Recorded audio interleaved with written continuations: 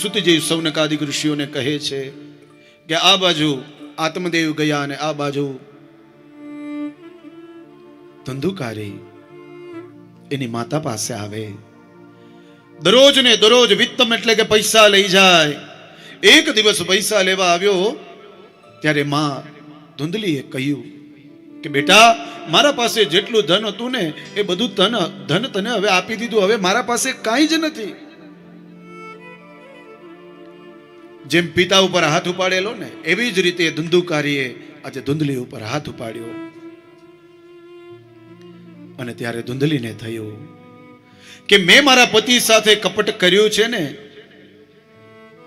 આ એનું પરિણામ છે. હું મારા પતિ પાસે ખોટું બોલી, આ એનું પરિણામ છે. પણ હવે શું કરવું? પતિ પણ વયા ગયા, દીકરાએ માર માર્યો.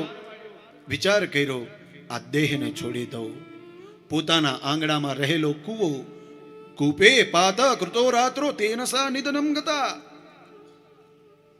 એના આંગણામાં રહેલો કૂવો, એ કૂવામાં પડી આત્મહત્યા કરી, દેહને છોડી.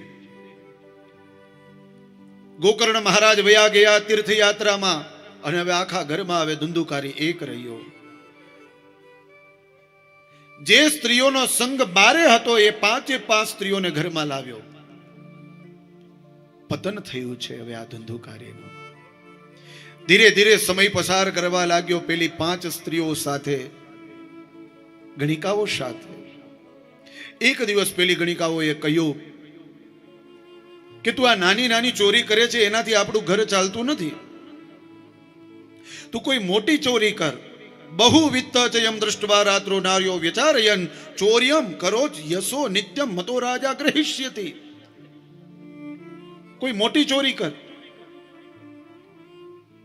રાજાને ત્યાં ચોરી કરી છે ધંધુકારીએ. બધું ધન લઈ આ 5 સ્ત્રીઓને આપી દીધું છે.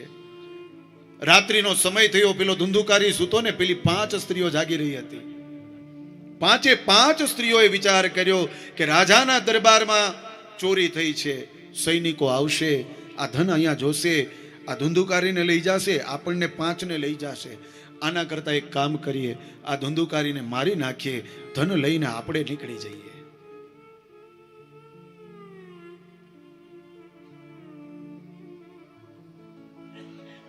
શબ્દમાં બહુ ધ્યાન રાખવું, રૂપમાં બહુ ધ્યાન રાખવું, સ્પર્શમાં બહુ ધ્યાન રાખવું, ગંધમાં બહુ ધ્યાન રાખવું. નકર પતનની નિશાની છે આ બધી. આ 5 સ્ત્રીઓનું ધ્યાન ન રાખ્યું, એનું પરિણામ હવે આ ધુંધુકારી ભોગવે છે. રાત્રિના સમયે એ 5 સ્ત્રીઓએ યુક્તિ કરી.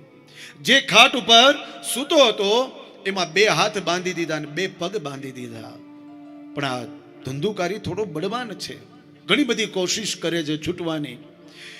પેલી 4 સ્ત્રીઓ, એમાંથી 2 સ્ત્રીઓએ હાથ પકડી રાખ્યા, 2 પગ પકડ્યા, હજી પણ જોર લગાવે છે. પેલી 5મી સ્ત્રી હતી ને, એને ગળે ફાંસો આપ્યો, મૃત્યુ થતું નથી. પેલી 4એ કહ્યું કે આને જલ્દી મારવો પડશે, નકર ઊભો થશે તો આપણને 5ને મારશે. અને ત્યારે તપ્તાંગા રસમોહાશ્ચદ તન્મુખેહિ વિચિક્ષિપુઃ, ધગધગતા અંગારા એટલે કે કોલસા કર્યા અને કોલસા નાખ્યા છે એ ધુંધુકારીના મુખારવિંદમાં. અગ્નિ જ્વાલા દિદુખેન વ્યાકુલો નિધનમ ગતા, તડપવા લાગ્યો. તડપતો તડપતો તડપતો એ ધુંધુકારીનું મૃત્યુ થયું, અપમૃત્યુ થયું છે, દેહ છોડ્યો. એના જ આંગણામાં ખાડો ખોદી અને ધુંધુકારીને દાટી દીધો. 5 સ્ત્રીઓ ધન લઈને નીકળી ગઈ. પ્રેત સ્વરૂપે આ ધુંધુકારી ભટકવા લાગ્યો. આખું ગામ ખાલી થઈ ગયું. બધાને ડરાવતો હતો. અરે જીવતો હતો ત્યારે તો ડરાવતો, હવે મર્યા પછી પણ ડરાવે છે. ઘણાનો સ્વભાવ એવો જ હોય.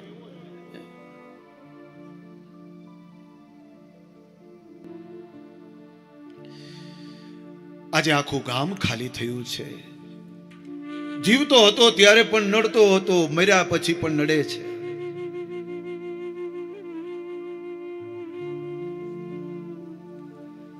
પેલી બાજુ તીર્થયાત્રામાં ગોકર્ણ મહારાજ ગયા હતા. એને ખબર પડી કે મારા ભાઈનું અપમૃત્યુ થયું છે, એટલે તીર્થ ક્ષેત્રમાં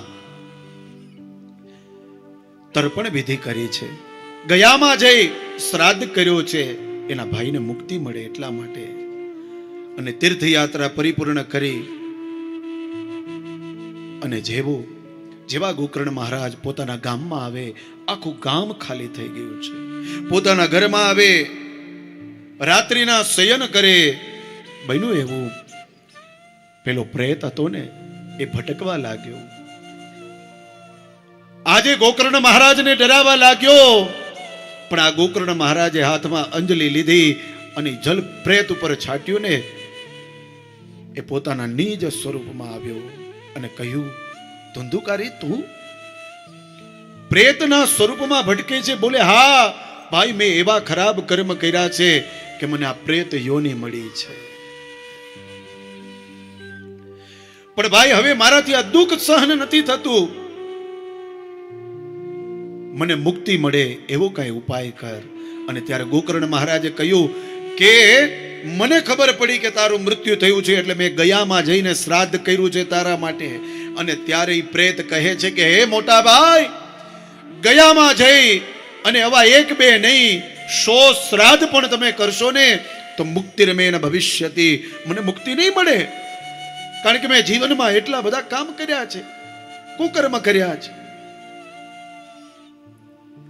મને મુક્તિ મળે એવો કઈ ઉપાય શોધો, આવું પ્રેત બોલે છે. અને ત્યારે ગોકર્ણ મહારાજે કહ્યું, અત્યારે રાત્રિ થઈ છે, તું તારા સ્થાને જા, હું સવારે પ્રાતઃકાલે તને મુક્તિ મળે એના માટેનો કોઈ ઉપાય શોધીશ. પ્રાતઃકાલ થયું, સ્નાદાદિક કરે, સંધ્યા કરે, અને જ્યારે અર્ઘ્ય દેવાનો સમય આવ્યો અને ત્યારે ભગવાન સૂર્યને સ્તુતિ કરે. તુભ્યમ નમો જગત સાક્ષિન બ્રૂહિ મે મુક્તિ હેતુકમ તચ્છ્રુત્વા દુરત સૂર્ય સ્ફુટમિત્યપ્યવાશ. સૂર્યને અર્ઘ્ય આપતા આપતા થોડી વાર સ્થિર કર્યા અને કહ્યું કે હે પ્રભુ, મારા ભાઈને મુક્તિ અપાવી છે, મુક્તિ અપાવવા માટેનું કોઈ સાધન કહો. અને ત્યારે ભગવાન સૂર્યદેવે કહ્યું કે શ્રીમદ ભાગવતાન મુક્તિ સપ્તાહ વાચનમ કુરુ.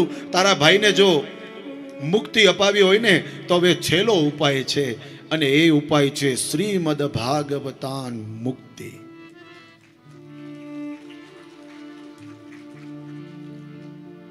આ પિતૃઓ પાછળ શું કામ કથા કરવામાં આવે છે? એટલા માટે કે આપણા કુટુંબમાં, પરિવારમાં ઘણા પ્રેત રૂપે ભટકતા હોય છે, કોઈ ભૂત રૂપે ભટકતા હોય છે, જાણતા અજાણતા આપણને ઘણી બધી તકલીફો આપે. એને પાછળ આપણે શ્રાદ્ધ કર્યા પછી પણ મુક્તિ નથી મળતી, એટલા માટે ભાગવત કરવામાં આવે છે. આ પ્રમાણ છે ભાગવતજીનું. અને આ પ્રમાણ મેં નથી આપ્યું, ભગવાન સૂર્યએ આપ્યું છે. અને એ પણ ગોકર્ણ મહારાજને કે તારા ભાઈને મુક્તિ અપાવવા માટે ભાગવત કર, એને મુક્તિ મળશે. અને ગોકર્ણ મહારાજે એ શબ્દને ઝીલ્યા છે. કોઈ વ્યક્તિ આપણને રસ્તો સારો બતાવે ને તો આપણે એને પૂજા ન કરીએ તો કઈ નહીં, પણ એના વિશે કોઈ દિવસ ખરાબ શબ્દ ન બોલાય, જેને આપણને સારો રસ્તો બતાવ્યો છે.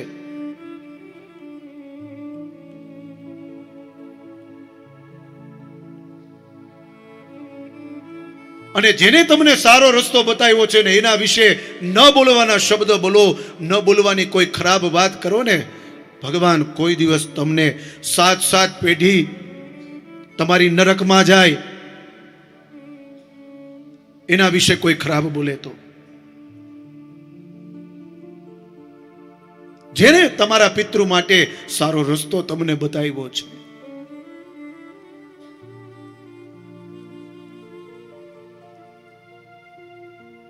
આજે ભગવાન સૂર્યએ કહ્યું, ગોકર્ણ મહારાજે ભાગવત કથાનું આયોજન કર્યું છે. પેલો દિવસ થયો, આખા ગામને ભેગું કરીને ભાગવત કથા કરે છે. પેલો દિવસ થયો, વંશિક ગ્રંથિ ભેદો ભૂત્સ શબ્દમ પશ્યતામ સદામ. દિનાંતે રક્ષિતા ગાથા તદા ચિત્રમ બભૂવ. એ ભાગવતજીમાં જે 7 ગાંઠનો વાસ રાખ્યો હતો ને, એમાં પહેલી ગાંઠમાં એ પહેલે દિવસે ધુંધુકારી આવ્યો. જેવો પહેલો દિવસ પૂરો થયો ને, પહેલી ગાંઠ તૂટી. ભાગવતજી કહે દ્વિતીયેહની તથા સાયમ દ્વિતીય ગ્રંથિ ભેદનમ. બીજે દિવસે બીજી ગ્રંથિ, ત્રીજે દિવસે ત્રીજી ગ્રંથિ, આવી રીતે 7 દિવસ પૂરા થયા અને 7 ગ્રંથિ તૂટી ગઈ.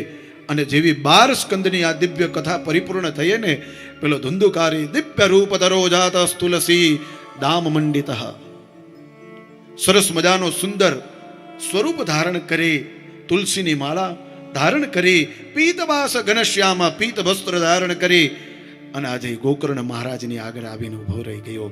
એવી આ દિવ્ય ભાગવત છે મારા વાલા. એ પ્રેતોને ભૂતોને છોડી દે એવી આ દિવ્ય કથા છે. આજે ધુંધુકારીને મુક્તિ મળી, દેવતાઓનું વિમન આવ્યું છે, દેવતાઓના દૂતો આવ્યા છે આ ધુંધુકારીને લેવા માટે. અને જેવા લઈ જાય ને, ત્યારે ગોકર્ણ મહારાજે કહ્યું કે સર્વેશામ પશ્યતામ ભેજે વિમાનમ ધુંધુલી સુત. વિમાને વૈષ્ણવાન વીક્ષ્ય ગોકર્ણો વાક્યમ અબ્રવીત. ગોકર્ણ મહારાજ કહે છે, આખા ગામે કથા સાંભળી છે, તમે ખાલી ધુંધુકારીને લઈ જાઓ છો. અને ત્યારે હરિના દાસોએ એમ કહ્યું, આખા ગામે કથા સાંભળી છે, પણ એનું મનન નથી કર્યું. એનું મનન થવું જોઈએ. જો ફરી પાછી કથા બેસાડો અને જો આખું ગામ મનન કરે તો અમે એમને તેડવા ચોક્કસ આવીએ. એટલે એવું નહીં સમજવાનું કે આપણે એકવાર કથા કરી તો બીજી વાર સાંભળવાની નહીં. ઘણા લોકો એમ કે હમણાં તો હજી આપણે કથા કરીને હવે શું કથા કરવાની જરૂર છે. ઘણા લોકો બોલતા હોય, હમણાં તો હજી કથા કરીને હવે મુહૂર્ત આપી દીધું, નવું કર્યું ને ઓલું કર્યું ને આપણને ન ગમે તો આપણે ન જવું. બોલો રાધે રાધે. પણ કોઈની શ્રદ્ધાને આપણે તોડવી નહીં.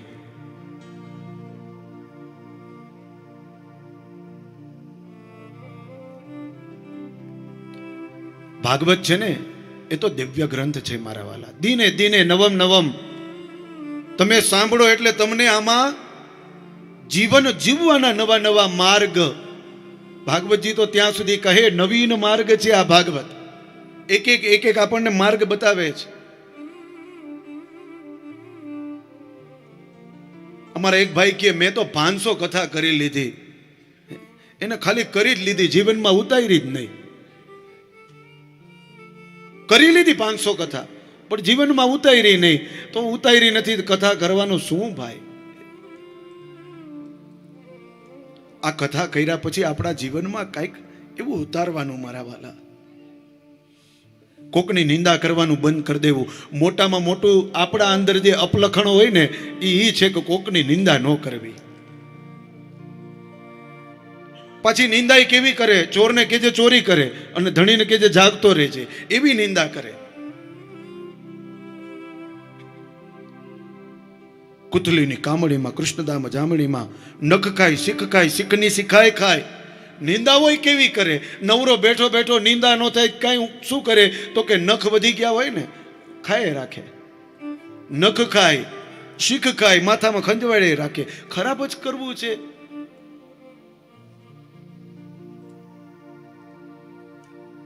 કોકનું સારું કરો, અથવા તો કોઈ વ્યક્તિ સારું કરે છે ને એને આશ્વાસન આપો, બસ. બીજું કાંઈ ન કરીશું તો કાંઈ નહીં. આપણી દેશી ભાષામાં કહીને હખણા થઈને બેસવું.